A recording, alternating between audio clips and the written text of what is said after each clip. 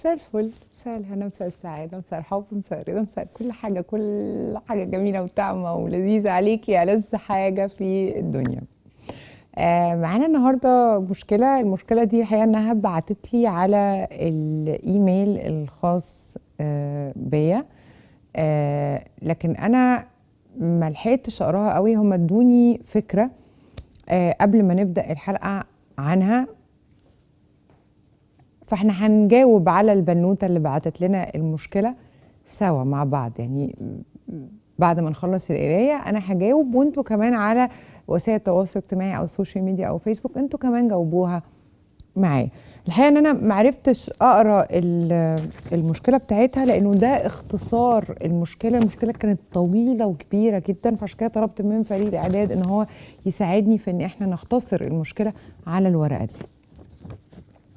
أنا زي أي بنت كان نفسي أتجوز عن حب. طول عمري شايفة جواز الصالونات ده جواز فاشل، لكن اللي حصل بعد ضغط أهلي قررت إن أنا أنزل أقابل شخص من طرفهم ابن أحد الأصدقاء. نزلت، ما عجبنيش أول مرة، ما عجبنيش تاني مرة، ما عجبنيش تالت مرة، وقلت خلاص هرفض، لكن أصلي استخارة الأول. بعد ما صليت الاستخارة سبحان الله في حاجة اتغيرت. كنت هرفض، لقيت لأ، وقلت يبقى دي علامة من ربنا سبحانه وتعالى ان هو ده الشخص المناسب وان الموضوع ده فيه خير. كان بيكلمني كل يوم، واحدة واحدة بدأت اخد عليه، وبعد ما بدأت اخد عليه بدأت احبه واتعلق بيه. امنته على قلبي وحلفته ان عمره ما يكسره. وعدني عادي وقال لي انتي ما تعرفينيش وانا عمري ما هسيبك. كان يقعد يقول لي ان هو قد ايه بيحبني وان هو عمره ما هيسيبني. ولا عمرك، بيقول لي ولا عمرك هتفكري في يوم اني ممكن اكذب عليكي. كانت حياتنا كلها عبارة عن حب فراشات كده سنة كاملة. في النص طبعا كان بيحصل خلافات، بس انا ما كنتش بتحمل اشوفه زعلان، لانه هو كمان ما كانش بيتحمل يشوفني ابقى زعلانة. نيجي بقى في الاساس الموضوع. كنت طول الوقت بحس ان هو جدع، بالذات مع صحابه. صاحبي شكري، هو بيقول لها صاحبي شكري تعبان ولازم اروح اديله الدواء، واحتمال ابقى معاه، ابات معاه علشان لوحده، وانا افرح بيه واقول قد ايه طيب وجدع وراجل وشهم ومحترم، ولما انا هقع هيشيلني زي شكري صاحبه. ده انا هبقى مراته، يعني انا هبقى اغلى عنده من شكري، فاذا كان بيعمل كده مع شكري هيعمل ايه مع المدام؟ طيب مع انه ما بيعملش كده معايا، ما كانش بيعمل كده معايا، ما كانش جدع معايا.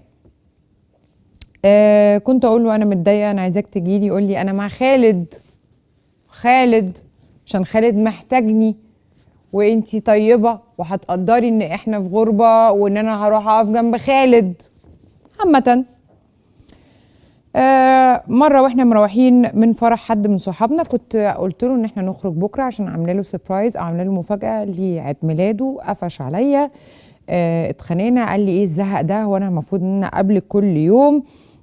روحت البيت البنت كلمته، قال لها ما ترفعش عليا سماعه التليفون تاني، او انا مش قلت لك ان انا زهقت؟ انا زهقت اصلا، انا مش عايزه اكمل، خلي عندك كرامه.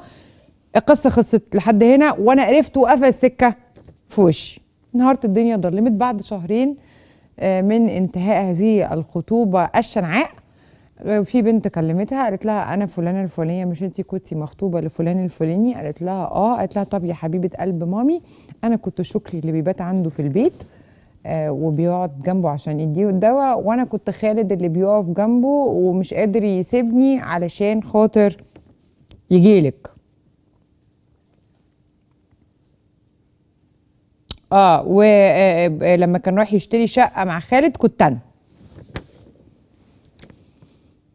نهارت الدنيا ضلمت في وشي.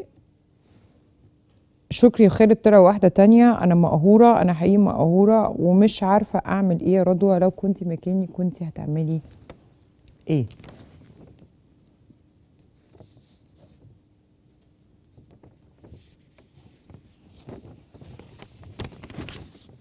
لو كنت مكانك كنت هعمل ايه؟ اولا هتقبل فكره ان في حد ممكن يوعدني بوعد وما ينفذوش، عشان فكره ان انا اتقبل الفكره دي هتهون عليا شويه كتير. ثانيا اتقبل انه في راجل ممكن اقابله يبقى راجل مش محترم او مش كويس.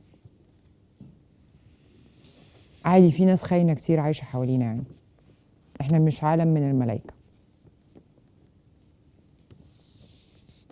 3 كله بيرجع. في مثل كده بيقول لك كله بيقع في حجري.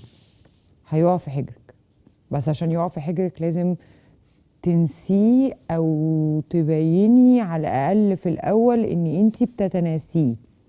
فلما هو يحس ان هو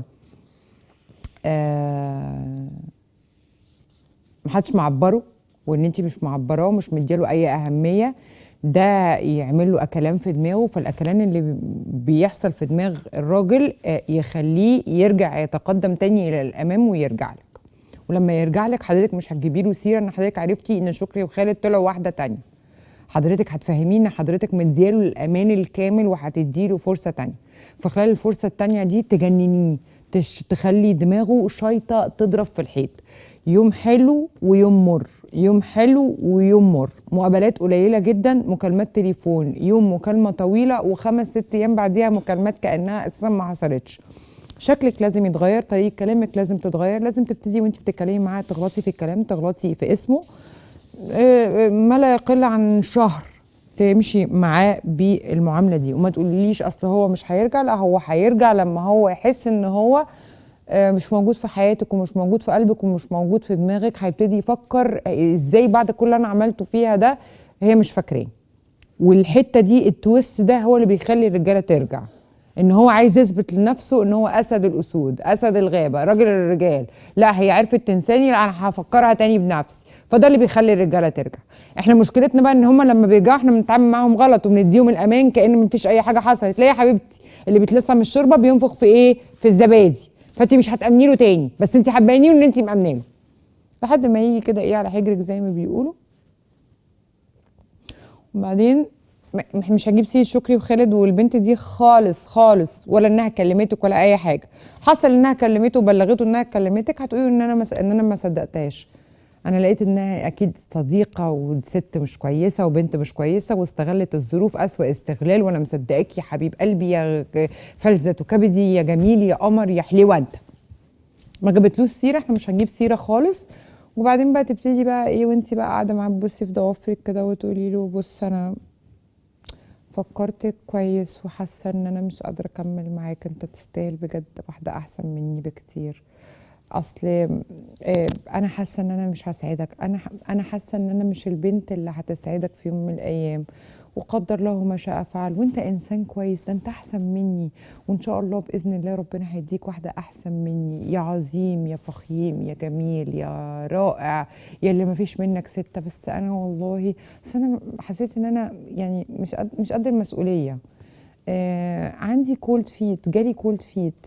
كولد فيت ده اللي هو يعني انا بخاف من الجواز، بخاف من الارتباط، بخاف من الحب، انا بخاف. انا حاسه ان انا عايزه اشتغل، عايزه اكمل حياتي بشتغل وببني مستقبلي، وده مش الوقت المناسب انه انا اكمل معاك. وانتي بتعملي كده اهوت وبتصبري ومتضايقه جدا على نفسك وعليه، وتاخدي بعضك وتتكلي على الله، تروحي البيت تبلكيه في كل حته يا انسه. البني ادم ده اصلا مجاش، هو هيقعد يرفص في الارض وهتبقي علامه في وشه طول حياتك، طول حياته عفوا. لانه الحقيقه الراجل عمره في حياته ما بينسى 2: الست اللي علمت له في وشه والست اللي علمت له في قلبه. فحضرتك كده هتبقى علمتي في وشه طالما ما عرفتيش تعلمي في قلبه. والسلام عليكم ورحمه الله وبركاته. وعايزين نتقبل مع بعض يا بنات انه احنا مش عايشين في عالم من الملائكه. في ستات وحشه وفي ستات كويسه وفي رجاله وحشه وفي رجاله كويسه. and it is okay ان احنا نقابل رجاله وحشه عشان نعرف امتى الرجاله كويسه لما نقابلهم ان شاء الله بعد الرجاله الوحشه، وهي كلها دروس. السلام عليكم ورحمه الله وبركاته. مشاهداتي اعزائي وبناتي الحبيبات، فاصل قد كده نرجع لكم من هنا وبس.